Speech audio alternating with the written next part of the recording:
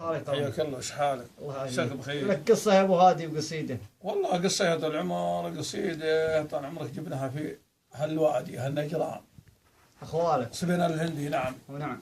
لانهم كانوا من اول يحجرون نجران 20 يوم، الماء يزم عشبه وبيحوه، تروح منهم مناديب يقول الوادي محجور، فلا زم عشبه، قالوا الوادي بيح، وحلت العضبان ولا عاد ينقطع منه العشب.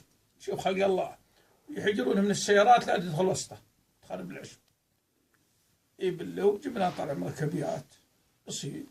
سلام يا ابو على يقول يالله يا اللي يعلم الصبح نوره بج، قريب الرجال اللي بيده الخير والمنه، تجعلنا من كل ضيق وبلا مخرج، نهار العباده تشاهد النار والجنه.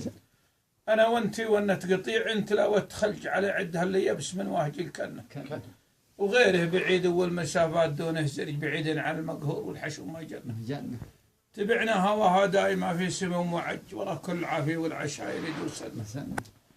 وكم دورت صيد العفا من دياره هج، بنادقها للبلع بعد الصيد مخطط، عشان المخيل اللي سرى بارقه يلعج، 30 ليلة منفصل ما طره منه، على ديرة اللي بالمخوه وطيبة هرج، لا قصر المعذور ولا اختلف ظنه.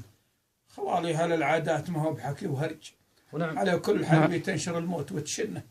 هل الوادي اللي يوم عاد الزمان الحرج، مناديب منهم يحجر انه بحنه. هل الوادي اللي يوم عاد الزمان الحرج، مناديب منهم يحجر انه بحنه. وهل الخور لمن طرف العشب ريح ينج، كما نج تراق الزهر يوم حتى وهنديتي يوم البراء تركز وتعج، وحربيها ينزحنا من الملام. وعلى بنت من هو عاصي الراس وجهه بلج، هل الجيش لمن قدر الليل ينصنه. وعلى بنت من هو عاصي الراس وجهه بلج، هل الجيش لمن قدر الليل ينصنه. تغنين من الهلا بهدر ولا هو سمج، على الطب معلمه من صغر السنه. ويا ابو حمد والله قدرك عزيز وحج، لا قالوا يا من ترد الماء الى من صفاته خمج، ويلب من خير يا من يعادنا. ويا ابو حمد والله قدرك عزيز وحج، وعيت بالهاتهم منهم سوتنا سلامتك. صح الله